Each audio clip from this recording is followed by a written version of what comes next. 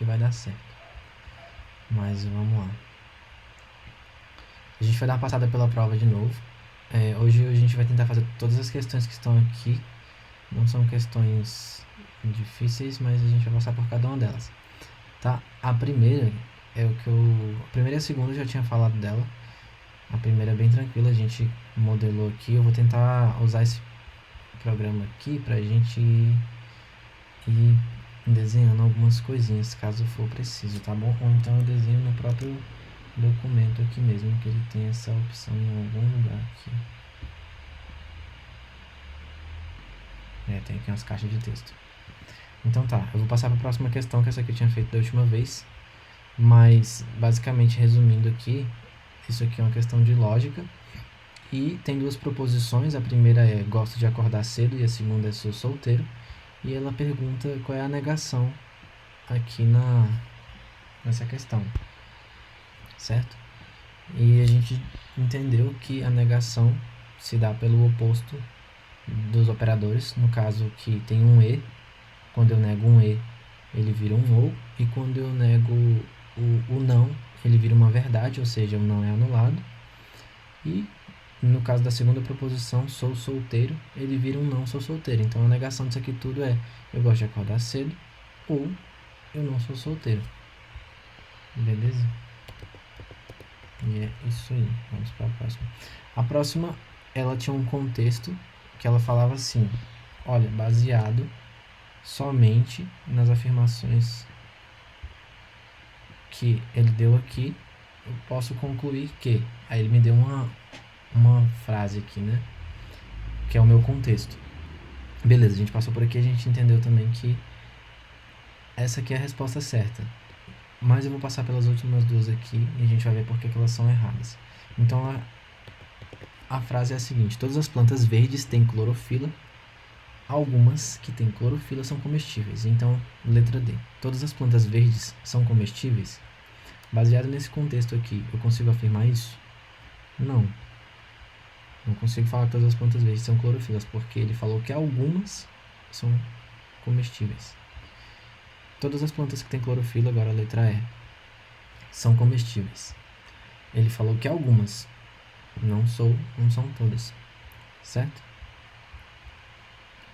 Ele falou que todas as plantas verdes têm clorofila, mas eu não consigo afirmar que todas as plantas que têm clorofila são comestíveis. E é isso.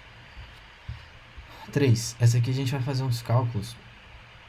E a resposta que está marcando aqui é 75 dias úteis. A gente vai fazer uns cálculos aqui, vocês vão me acompanhar. E, por favor, estejam atentos em cada detalhe, porque eu posso ter me enganado aqui na resposta dessa questão, porque eu acho que a resposta dela, já adiantando, é 45 dias úteis. Mas, vamos lá. Um programador executa 8 pontos de função quando trabalha 8 horas por dia útil. Eu vou só pegar a minha tela aqui e vou dividir com outro programa aqui de texto.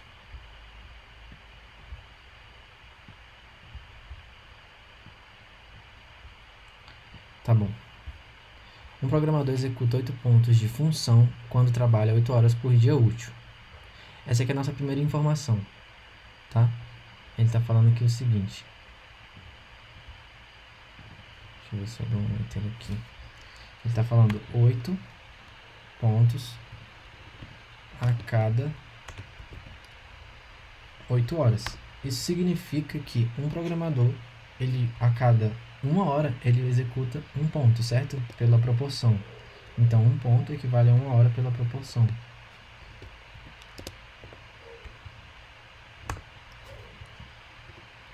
Ok, isso a gente consegue definir aqui já de cara, que essas duas coisas são... Se a primeira é verdade, a segunda também é verdade.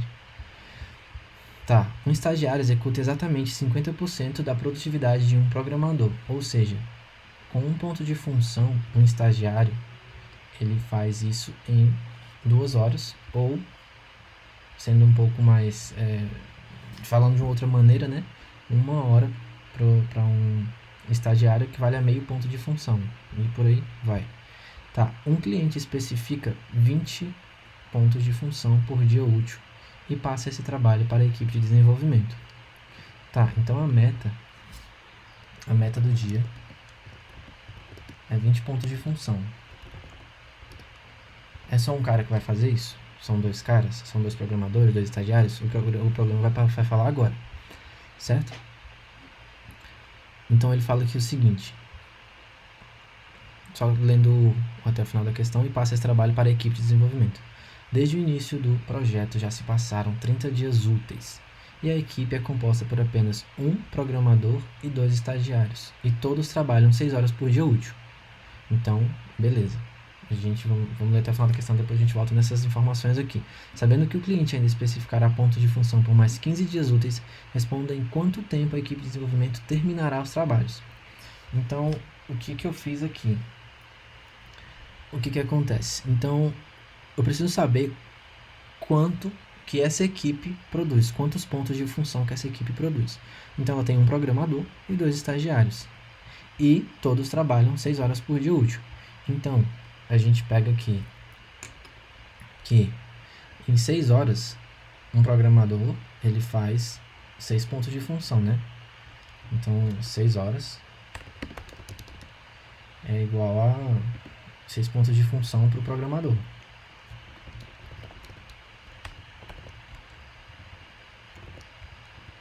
Tá. Esse aqui é o... Gente, me perdoe minhas habilidades aí de desenho no ambiente virtual, mas acho que tá dando para entender.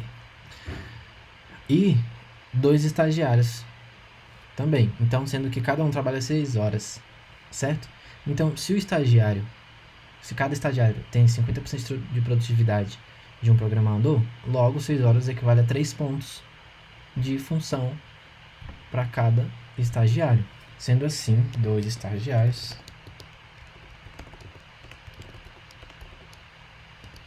equivalem a 12 horas de trabalho, que dá no total 6 pontos de função.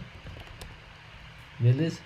Então, essa equipe desses carinhas aqui, ao todo, sendo 3 pessoas, eles têm 12 pontos de função por dia de trabalho. Eles não conseguem fazer mais que isso, tá? Baseado no nosso problema aqui.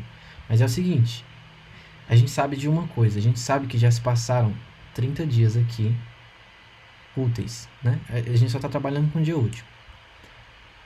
E nesse período, esse pessoal, a gente dá para identificar quanto que esse pessoal já fez. Então, se a gente multiplicar aqui 12 vezes 30, dá 360, certo? Beleza. Em 30 dias, a equipe fez 360 pontos, certo? Só que nesses mesmos 30 dias, a cada dia, o cliente especifica 20 pontos. Então, o que a gente sabe até aqui? A gente sabe até aqui que o cliente por dia especifica 20. Então, se essa equipe tivesse 100% de produtividade, ela faria exatamente isso aqui, ó, 20 vezes 30, que é 600. Eu vou deixar esses 600 aqui. Total de produtividade em 30 dias. Total, na verdade, esperado.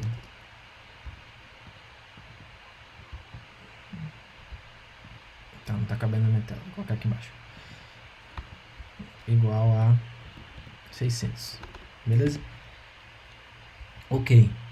Mas ele fala o seguinte, olha, ainda tá faltando, sabendo que o cliente ainda especificará pontos de função por mais 15 dias úteis. Então, beleza. Se todo mundo tivesse 100% de produtividade com mais 15 dias úteis, então ia ser 15 vezes 20, ok? 15 vezes 20, esse 20 é as 20 horas de produtividade que o cliente estaria estabelecendo. Então, dá 15 vezes 20 dá 300. Então, 600 mais 300 é o tanto de produtividade total que esse projeto está durando, que no caso é 900 pontos. Esse projeto todo tem 900 pontos de produtividade. Deixa eu dar um enter aqui para ficar mais fácil. Ok, desses 900 pontos que todo mundo precisa fazer, eles já fizeram 360. Então 360, eu subtraindo esses 900,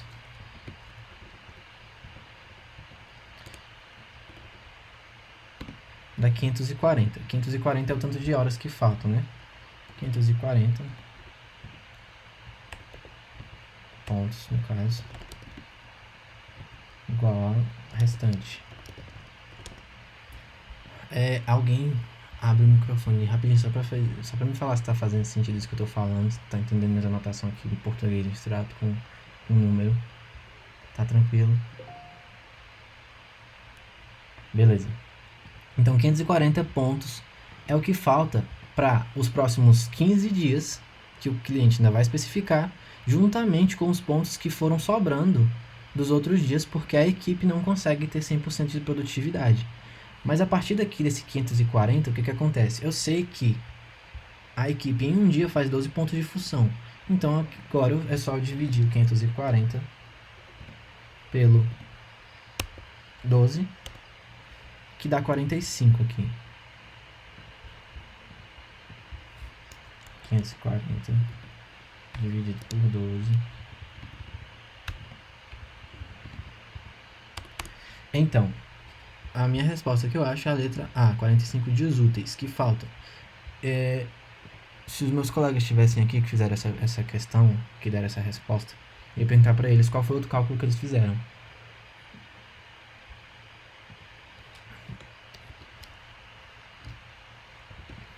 Certo.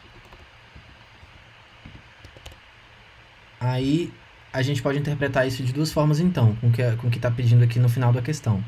Sabendo que o cliente ainda especificará pontos de função, responda em quanto tempo a equipe terminará os trabalhos.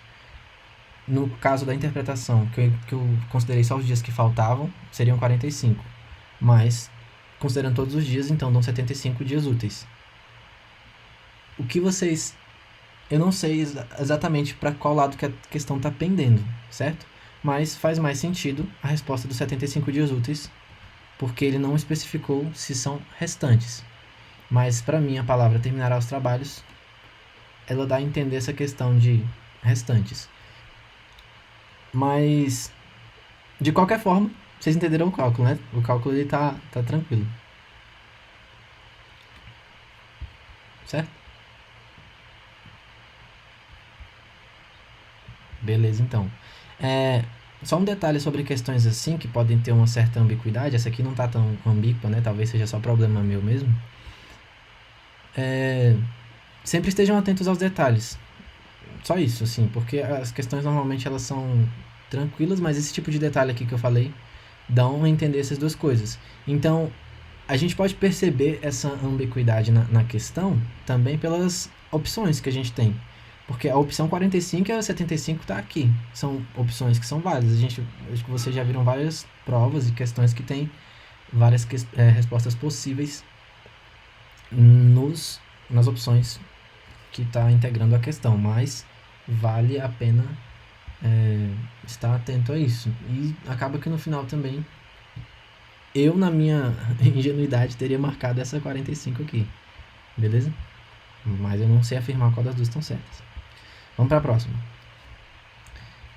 Essa outra aqui também, eu vou precisar muito da ajuda de vocês, porque por mais que eu consiga modelar ela e explicar para vocês o que está acontecendo, eu também não entendi a resposta final, apesar de que faça sentido. Vamos fazer uma tabela aqui.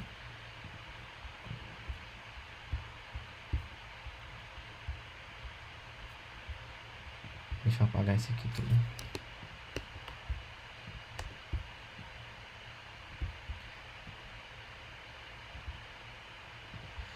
Vamos à questão.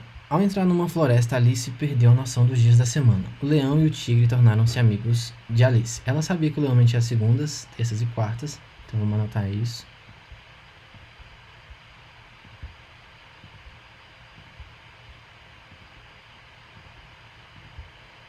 Acho que foi 7, né? Tá, vamos lá. Domingo, segunda, terça, quarta, quinta, sexta, sábado. Beleza.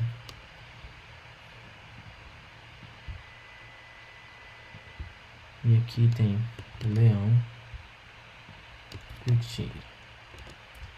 Mas vamos tentar entender isso junto.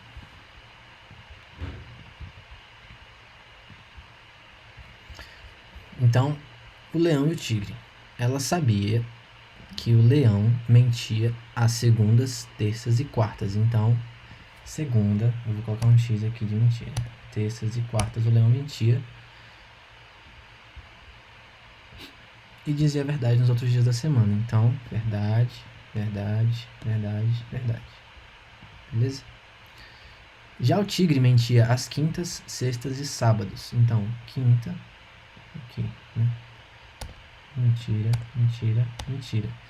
E dizia a verdade nos outros dias da semana. Verdade, verdade, verdade, verdade. Pronto. Um dia os dois animais disseram para Alice: ontem foi um dos meus dias de mentir. Qual era o dia da semana? Então a resposta está aqui, quinta-feira. Vamos olhar direto para quinta-feira para a gente já ir direto aqui e entender a resposta. Pelo que eu entendi, um dos dois ia estar mentindo de qualquer jeito, né? Vamos analisar as possibilidades? Vamos primeiro pro leão. Ontem foi meu dia de mentir, então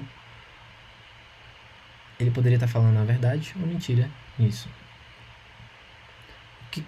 Eu vou dar um tempo para vocês analisar essa tabela, a verdade e a opção que a gente tem aqui na resposta.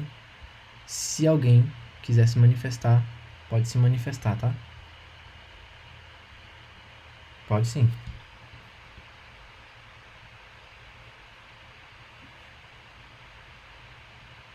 Exatamente, vamos lá.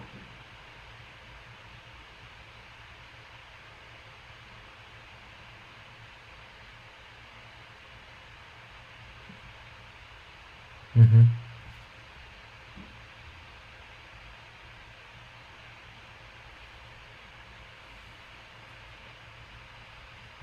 Uhum.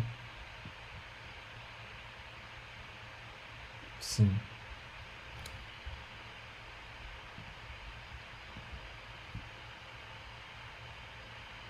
Uhum.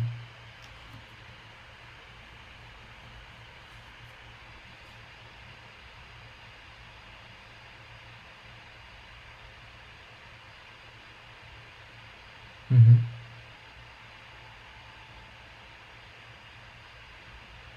Exatamente.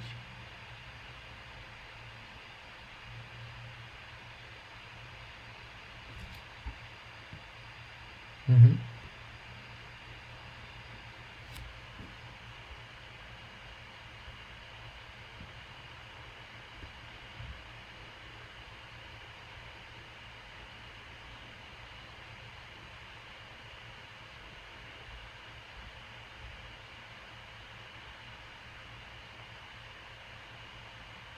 Certo.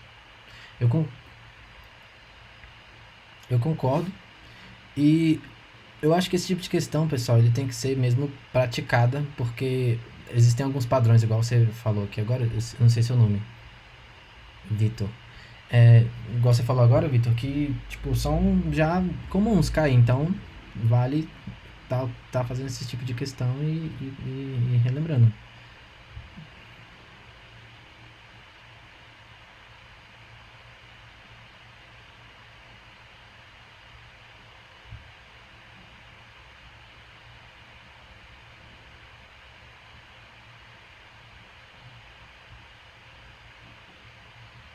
Uhum.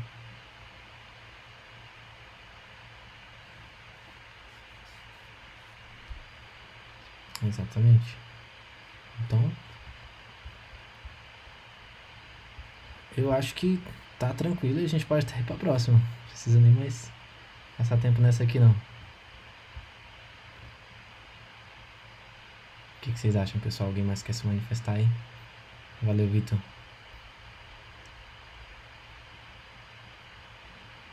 Sim. Então, bola pra frente. Vamos lá. As três principais estruturas de controle usadas na programação estruturada são. Então aqui já está a resposta, né? Eu estou adiantando já aqui para a gente não precisar pensar muito e já trabalhar em cima das opções que a gente tem aqui. Sequência, seleção e repetição.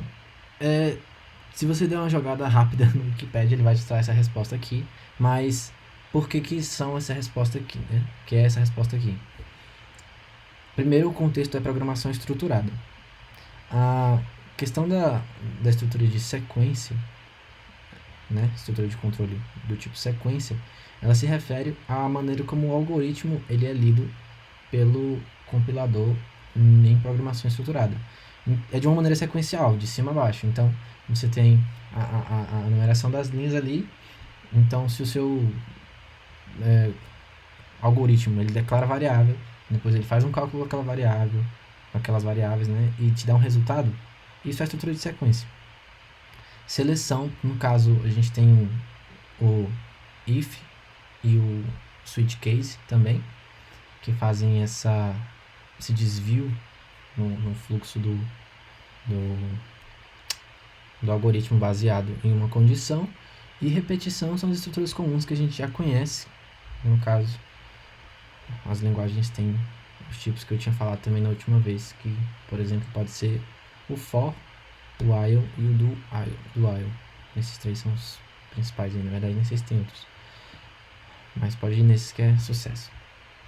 As afirmações, 6, né? As afirmações, todo mundo tranquilo nessa aqui, né? Essa aqui tá de boa demais, a 5. Pode dar só um ok no chat que tá. No chat no canal aqui tá de boa. No canal de dúvidas. Pra não lotar o geral. Mas também. Beleza. 6. As afirmações abaixo são relativas à linguagem C. Então vamos lá. Se P é um ponteiro para X, o comando, a referência de P incrementa X. 2. O operador E retorna o endereço da variável que a ele sucede. E 3.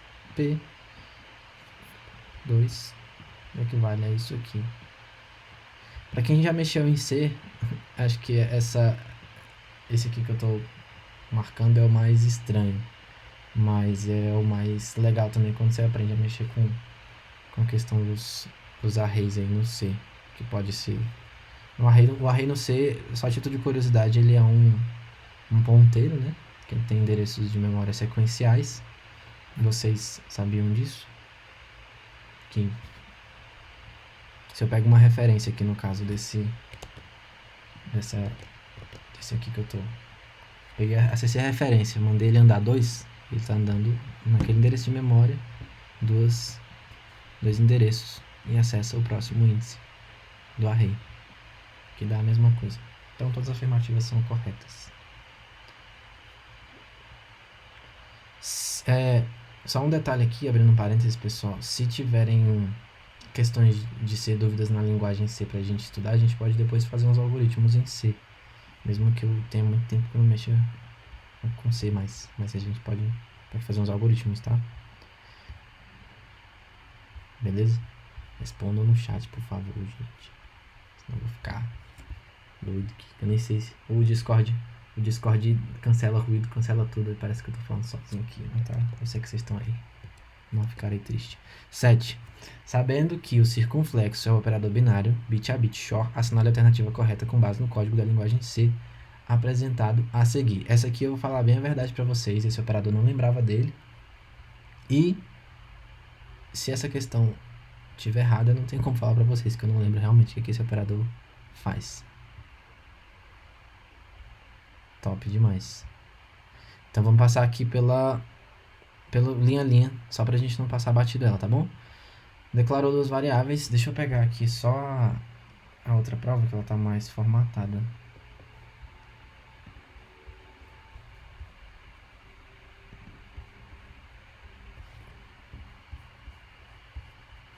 Aqui. Declarou duas variáveis, A e B. Deu um print nelas. Aí fez a troquinha aqui muito doida. O 3 e o shor 2 veio pro valor do A.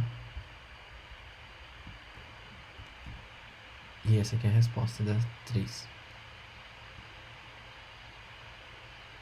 Vocês podem me xingar aí, de boa, porque eu não sei explicar o operador. Mas se alguém quiser explicar também, agora é hora de compartilhar. Uhum.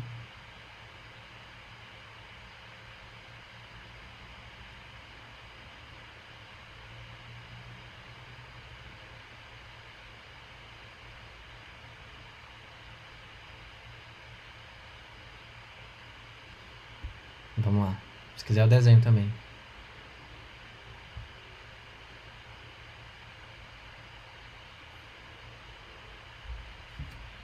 Vamos fazer isso na tabela verdade então? Calma aí, que eu já pego aqui. Porque eu acho que você falando eu vou me lembrar. Calma. Aqui.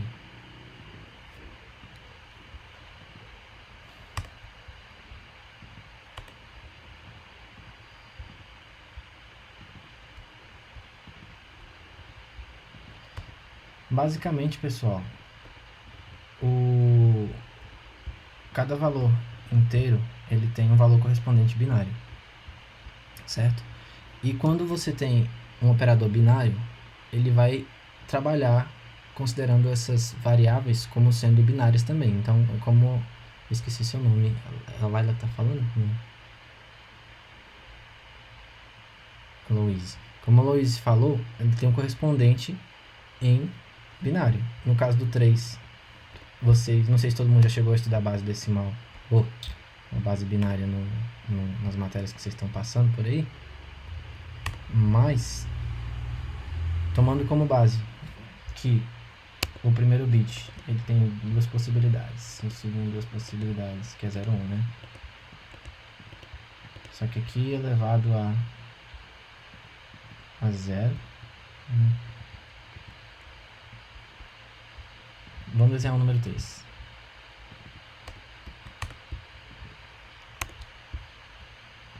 O 3 ele pega 1 bit e...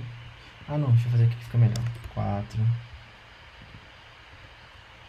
8, 16. Assim vocês lembram, né? 32.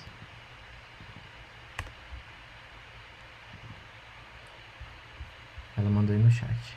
Dá uma olhada no chat aqui enquanto eu vou desenhar minha tela aqui.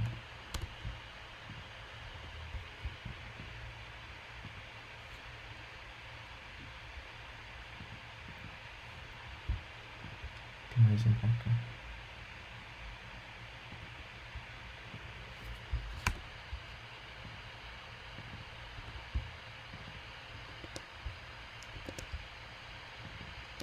Pronto, agora vale 3.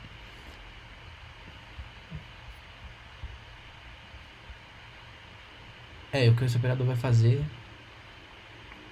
é empurrar os bits, fazer operação lógica no caso de XOR.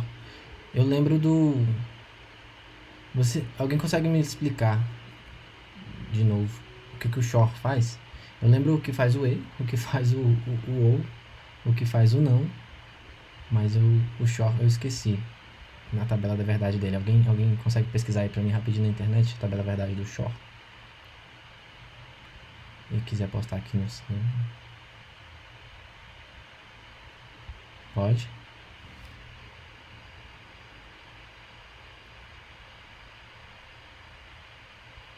Tá tranquilo.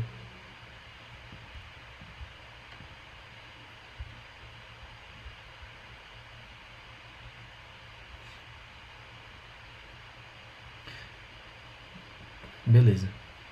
Então, o que a gente precisava saber para responder essa questão é a tabela verdade do XOR e saber que o operador binário ele vai fazer a operação binária do XOR e assim a gente vai conseguir fazer essa questão, beleza? Então, basicamente esses seriam os pré-requisitos para responder ela. O que não é muita coisa, mas eu, nesse presente momento, não saberia responder porque eu esqueci. Então, não cometam essa mesma falha que eu, porque vocês vão precisar fazer a prova. Tá bom? Mas foi bom que eu lembrei. Vocês querem falar mais alguma coisa sobre a questão 7? Estou aqui para ouvi-los e para também vocês se ouvirem, porque aqui, quando vocês sabem alguma coisa que eu não sei e falam, os outros aprendem também, eu também. E se você acha que não está aprendendo nada hoje aqui, está sim. Tomando paciência. Posso para a próxima? Vou para a próxima. Beleza. 8. Assinale a alternativa que mostra a saída representada no console após a execução do código em linguagem C abaixo. Esse aqui está bem tranquilo também de entender. Eu vou explicar só a questão do static aqui para quem não, caso alguém não saiba, no C e em outras linguagens também. Esse static aqui, essa palavra reservado, ele vai falar que o estado de uma variável vai permanecer estático, independente do contexto, certo? Tem outras definições mais elaboradas em relação a isso, mas o que significa esse independente do contexto? Eu coloquei aqui static x igual a 2, e por que eu estou focando no static também aqui, só lembrando, né? Porque ele é a causa, ele é a principal ponto aqui dessa questão. Se a gente não souber o que o static faz, a gente erraria a questão. Então, continuando, ele conserva o estado. Então, x é igual a 2 na primeira vez. Na segunda vez que eu chamo essa função aqui, que ela é uma função aqui independente, né, func, então na primeira vez chamei, o que vai acontecer? X igual a 2, x mais 5, né, 2 mais 5, 7. Então, ele retorna 7. Beleza, bonito. Na segunda chamada da função, que é aqui na segunda linha, o que vai acontecer? Tem um ponto e vírgula aqui, não está formatado também, mas vocês estão entendendo. O x vai permanecer com o estado 7, que é o último estado dele por causa do static. Então, vai ser 7, ele não vai declarar, não vai ser igual a 2 aqui, vai pular direto para cá. 7 mais 5 dá 12. Aí, beleza. Na próxima chamada da função, vai ser 12 mais 5, que dá 17. Então, se eu não soubesse o que o static faz aqui nessa, eu não acertaria a questão. Mas essa aqui, gravem isso. Vamos lá.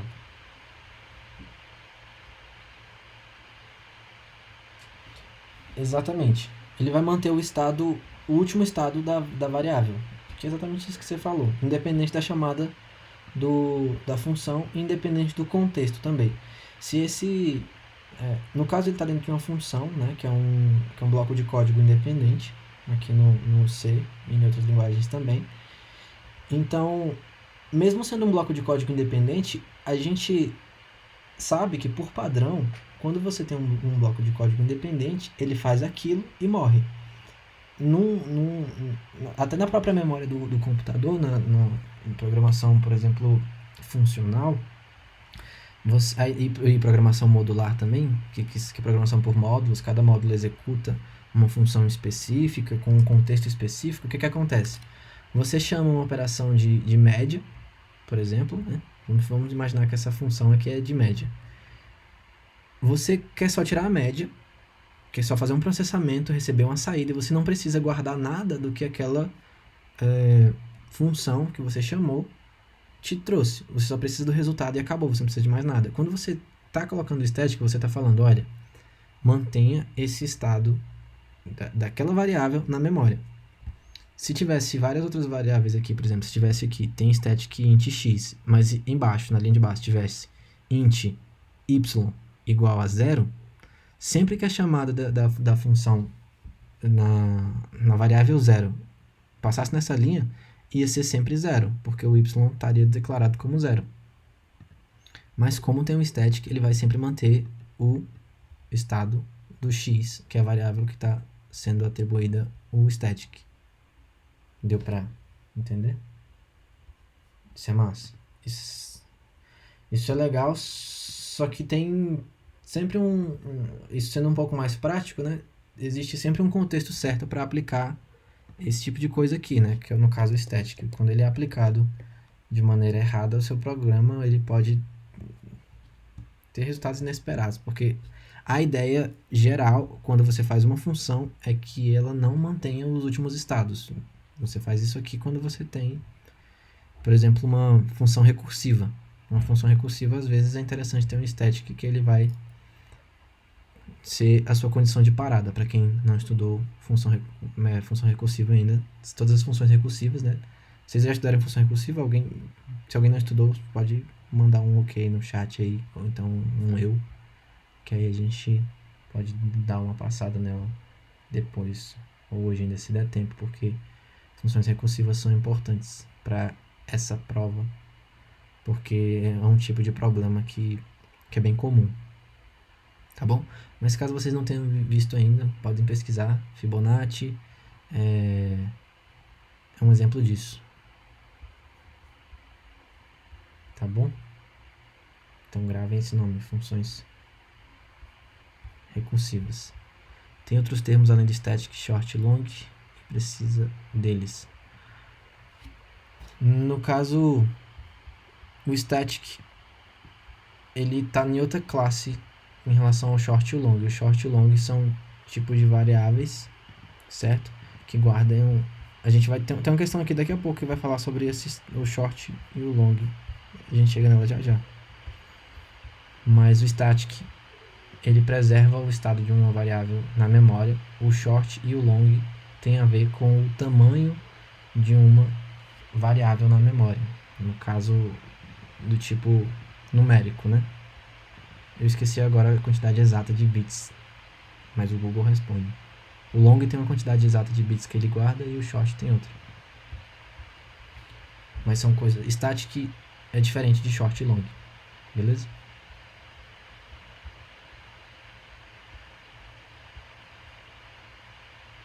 Tá. 9.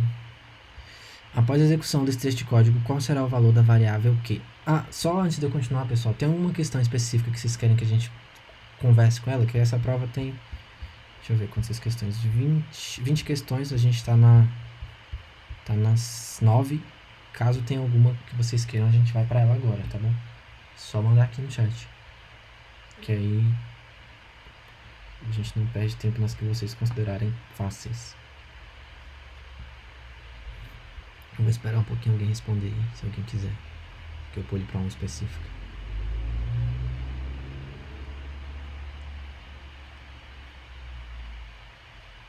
Não? De boa então, eu vou para 9. Após a execução do trecho de código abaixo, qual será o valor da variável Q? O que a gente vai fazer aqui agora é simular a execução desse programa, tá? E vai registrar a passagem de cada uma das repetições e registrar os valores das variáveis, beleza? O nome dessa técnica alguns chamam de chinesinho, vocês podem pesquisar isso também, que tem um bocado de conteúdo sobre isso. O chinesinho nada mais é do que você pegar o algoritmo e fingir que é o compilador. Basicamente o que a gente faz em todas essas provas, porque a gente não tem o compilador para estar rodando os algoritmos para nós. Beleza. A gente tem quantas variáveis aqui? Tem Q, tem o N,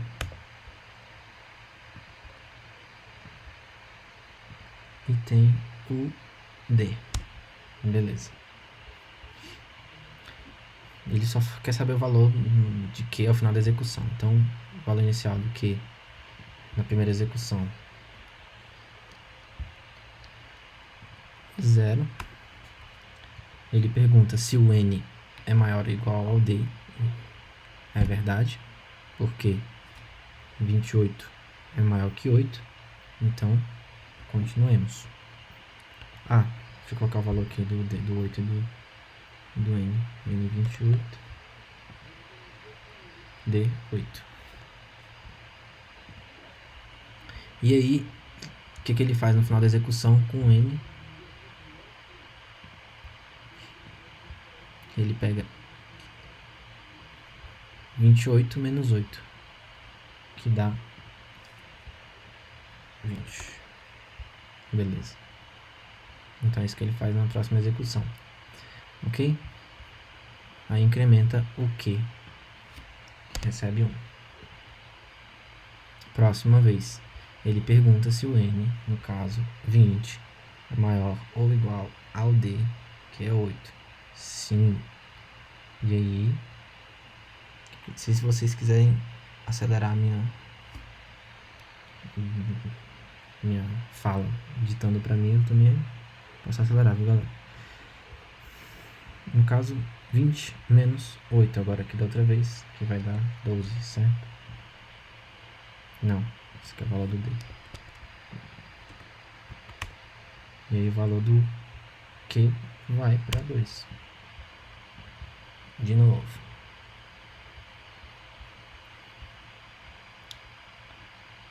N continua sendo maior que 8, né? 12 continua sendo maior que 8. Aí subtrai 12 de 8. Sobra 4. E aí incrementa o Q. Opa. Mais uma vez, agora pergunta. 4 é maior ou igual a 8? Não. Então qual é a resposta no final da execução desse algoritmo? Da variável Q. Isso aqui. Parece besteira, pessoal. A gente fazendo isso aqui parece meio óbvio. Dá pra fazer de cabeça? Dá. Mas dependendo do algoritmo, façam essa tabela aqui. Não essa tabela exatamente aqui. Façam no método de vocês. Mas registrem em algum lugar o estado das variáveis. Principalmente quando é em relação à repetição, que a gente pode se perder. E na prova, normalmente vocês têm tempo de fazer isso aqui. Então não precise ir com pressa, tá? A minha dica é, se vocês verem que estão com tempo, se certifiquem que aquela questão está certa. 10. Marque a alternativa que apresenta corretamente a saída do console após a execução do código em C abaixo. Aí ele declara uma array de 10 a 50, eu passo 10 e o int é 1. Do while, fazendo essa mesma técnica aqui que a gente acabou de fazer do registro das variáveis, a resposta é, beleza? Se alguém discordar, se manifeste aqui, que esse aqui eu não fiz porque se parece com a outra. 11. Uma versão especializada de uma lista encadeada em que os nós só podem ser inseridos no início da lista e excluídos no final da lista é denominada, no caso aqui, fila. Todos concordam? Todos já estudaram estruturas essas estruturas de dados aqui? Fila, tabela hash, lista, árvore.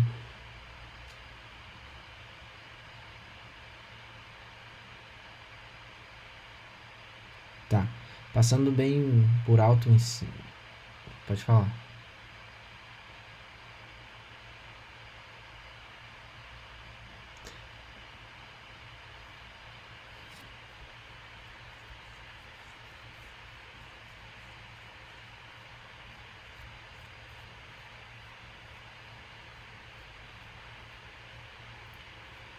Esses dois, eles têm exatamente o comportamento do nome, tá?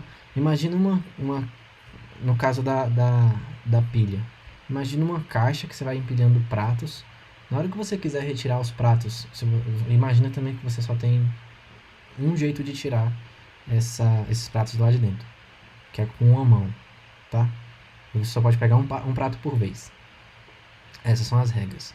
Então, tanto para colocar como para tirar, você só tem uma mão e só pode um por vez. À medida que você vai colocando os pratos e você quer retirar, você vai tirar do último que você acabou de colocar, na hora que você quiser esvaziar a caixa.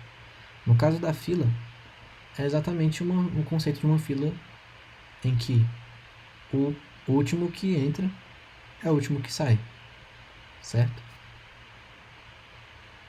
No caso da pila, ao contrário, o último que entra é o primeiro que sai. Dá pra entender? É exatamente esse conceito de first in, first out, que o HPR colocou aí.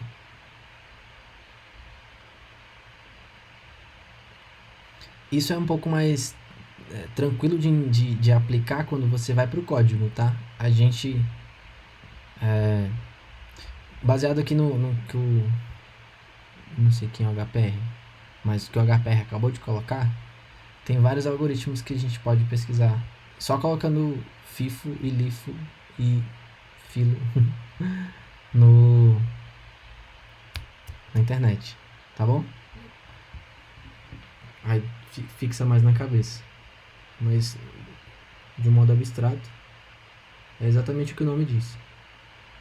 E a árvore, tem uma árvore aqui embaixo, a gente olha para ela. A tabela hash, pessoal, ela é um algoritmo que ela é usado para endereçar estruturas. No caso, por exemplo, você tem uma determinada lista de nomes. Vamos pegar aqui os alunos da Universidade Católica. A tabela hash é um algoritmo que você usa baseado em alguns critérios, como por exemplo os caracteres dos nomes.